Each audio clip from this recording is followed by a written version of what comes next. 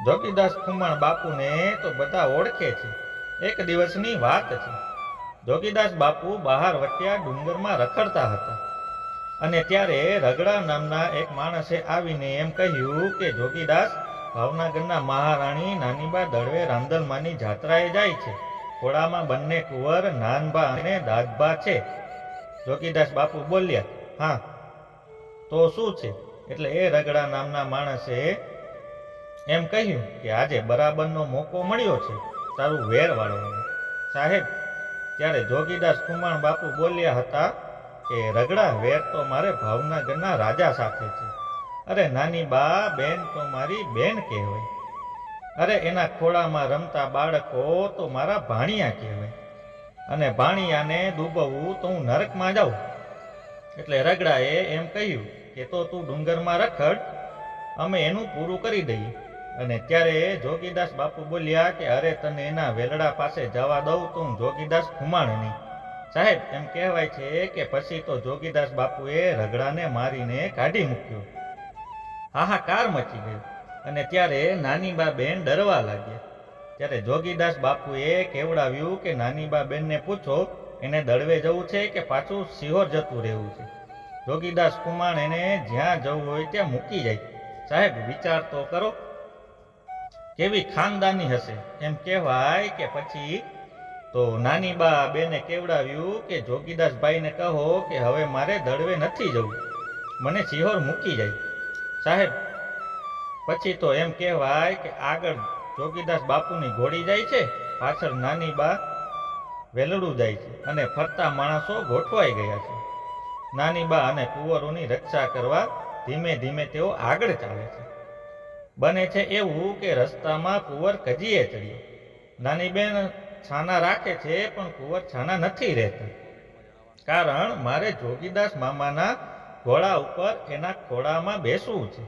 કુંવર છાના નથી રહેતા, હઠ લીધી છે કે મારે જોગીદાસ મામાના ખોળામાં બેસવું છે।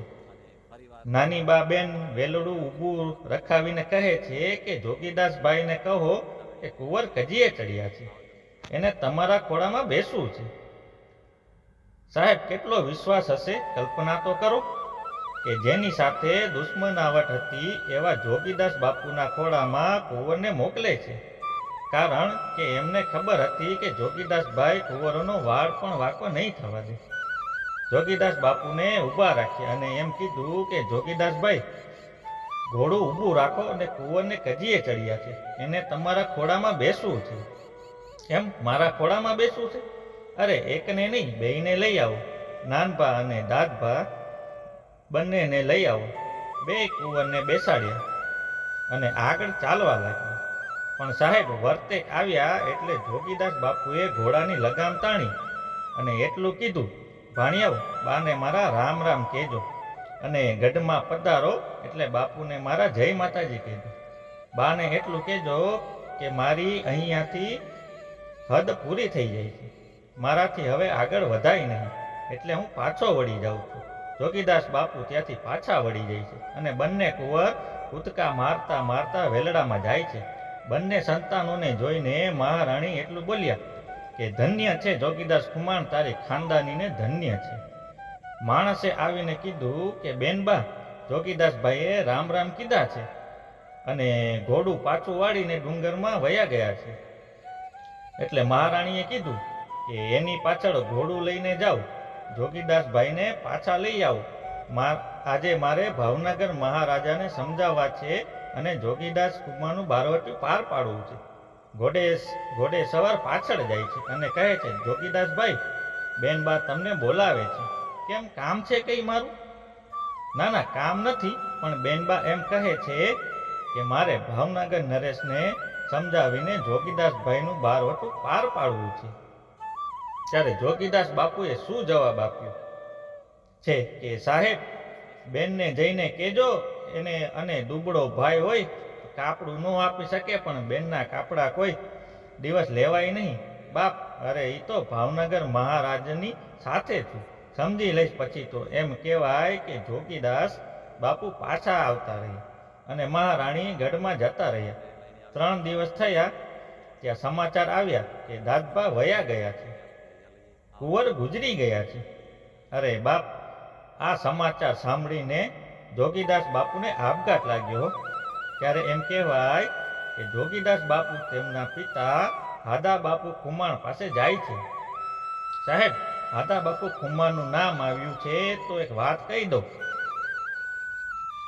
હાદા બાપુ પાસે આંબરડીના જુવાનો ગયા અને એમ કીધું કે બાપુ, આજે નીમી 11 છે તો નીમ લેવા છે, એટલે કંઈક નીમ લ્યો. એટલે હાદા બાપુ એમ બોલ્યા કે અરે, મારી તો ઉંમર થઈ ગઈ છે, એટલે નીમ મારાથી પડાય નહીં.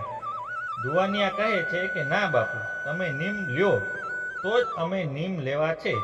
એટલે ત્યારે હાદા બાપુએ એમ કીધું કે તમે 1-2 જણા નીમ લ્યો, એટલે મને હિંમત થાય તો હું પણ લઈશ. એમાંથી એક વ્યક્તિ ઊભો થયો અને એમ કીધું કે હું 4.5 મહિના ગાયને નિરણ નાખીશ. બીજાએ એમ કીધું કે હું 4.5 મહિના કીડિયારું પૂરીશ. એમ વારા ફરતી બધાએ નીમ લીધા અને પછી હાદા ખુમાણને કીધું કે બાપુ, હવે તમે નીમ લ્યો. સાહેબ, ત્યારે જોગીદાસ ખુમાણના પિતા હાદા ખુમાણ ઊભા થયા. સૂરજ નારાયણ સામે હાથ જોડીને કીધું કે હે સૂરજ નારાયણ, તારી સામે એક નીમ લઉં છું કે સવારમાં ઉઠીને દાંતણ કરું અને એ દાંતણના ચીડિયાને ઘા કરું અને એ સીધા પડે તો જીવું અને ઊંધા પડે તે દી મરી જાઉં. અરે, ઇતિહાસ એમ કહે છે કે 4.5 મહિના સુધી એ દાંતણના ચીડિયા સીધા જ પડ્યા હો. એ હાદા બાપુના સંતાન છે. જોગીદાસ બાપુ, હવે મૂળ વાત પર આવીએ કે અડધી રાતનો સમય છે. જોગીદાસ બાપુ ખબર પડે છે કે દાદબા ગુજરી ગયા છે. એટલે તેઓ પિતા હાદા બાપુ પાસે જાય છે અને કહે છે બાપુ, દીકરાને જોઈને હાદા બાપુ એમ કહે છે કે બેટા, અત્યારે જ આવ્યો, તું ભાવનગર રાજાના માણસો તને પકડી લેશે. જોગીદાસ બાપુ કહે છે કે એનો બીક નથી બાપુ, પણ મને એક માઠા સમાચાર મળ્યા છે. શું બેટા? બાપુ, ભાવનગર મહારાજના કુંવર ગુજરી ગયા છે અને મારે ખરખરે જવું છે. અરે બેટા, તને રાજના માણસો પકડી લેશે.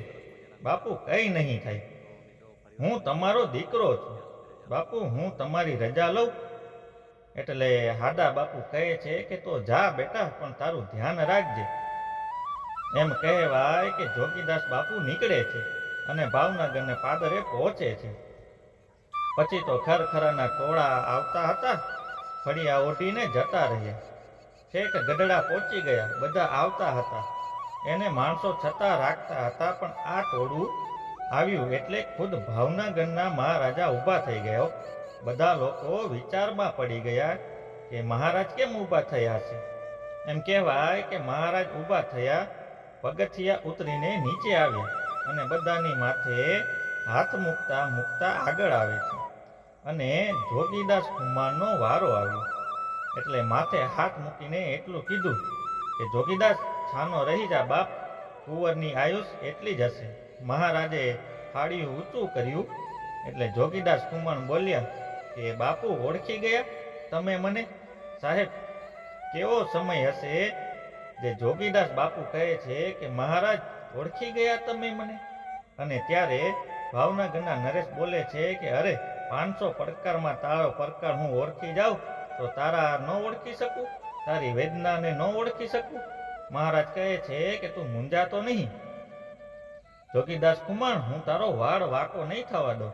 અને ત્યારે જોગીદાસ બાપુ બોલે છે, અરે બાપુ, વાળ વાંકો થવાની બીક હોય તો અહીંયા આવું જ નહીં. ને એમ કહેવાય કે ખરખરો કરીને જોગીદાસ બાપુ પાછા વળ્યા. થોડો સમય ગયો અને જ્યારે હાદા બાપુનું ગામતરું થયું અને જોગીદાસ બાપુને સમાચાર મળ્યા કે પિતાજી ગુજરી ગયા છે, એટલે બારવટિયા જેવા બારવટિયા પણ ઢીલા પડી ગયા. બધાને દુઃખદ સમાચાર મળ્યા. એમ કહેવાય કે એક માણસે આવીને એમ કીધું, જોગીદાસ બાપુ, ભાવનગર નરેશના કાલે સમાચાર આવ્યા છે કે હાદા ખુમાણની ઉત્તર ક્રિયાને દિવસે હું આવું છું. ડુંગરમાં જઈ પણ જોગીદાસ ખુમાણ હોય એને ગોતી લાવું છું. મારે એનું બારોટું પાર પાડી નાખવું છે. એટલે જોગીદાસ બાપુએ કીધું કે વાંધો નહીં સાહેબ, ઉત્તર ક્રિયાના દિવસે આવ્યો. જોગીદાસ બાપુ ડુંગર ઉપરથી ઉતરીને ઘોડી લઈને આવ્યા ડાયરો બેઠો હતો. આવીને એમ કીધું કે ભાવનગર મહારાજા આવ્યા છે ક્યાં છે? એટલે શું કીધું કે મહારાજ હાદા ખુમાણનું સરાવવા નાવલી નદી ગયા છે. જોગીદાસ બાપુ તો ઢીલા પડી ગયા. અરે 1800 પાદરનો ધણી મારા બાપનું શ્રાદ્ધ કરવા નાવલી નદીમાં ગયો છે? અરે કેવી ગોહિલવાડની ખાનદાની! જોગીદાસ બાપુ નાવલી નદીએ જાય છે અને કિનારેથી જોવે છે ત્યાં તો 1800 પાદરના ધણી ભાવનગરના નરેશ માથાના વાળ ઉતરાવે છે. હો, આ દ્રશ્ય જોઈને જોગીદાસ બાપુની આંખમાંથી આંસુ નીકળી ગયા કે ઓહો, આજે 1800 પાદરનો ધણી મારા પિતાનું શ્રાદ્ધ કરે છે. એટલે કહેવાનો અર્થ એ કે આપણી સંસ્કૃતિની કેટલી તાકાત છે. દુશ્મનીમાં પણ આવી ખાનદાની હતી. વિડીયો પસંદ આવ્યો હોય તો વિડીયોને લાઈક કરો, કોમેન્ટ કરો અને શેર કરો અને અમારી ચેનલને સબસ્ક્રાઈબ કરો.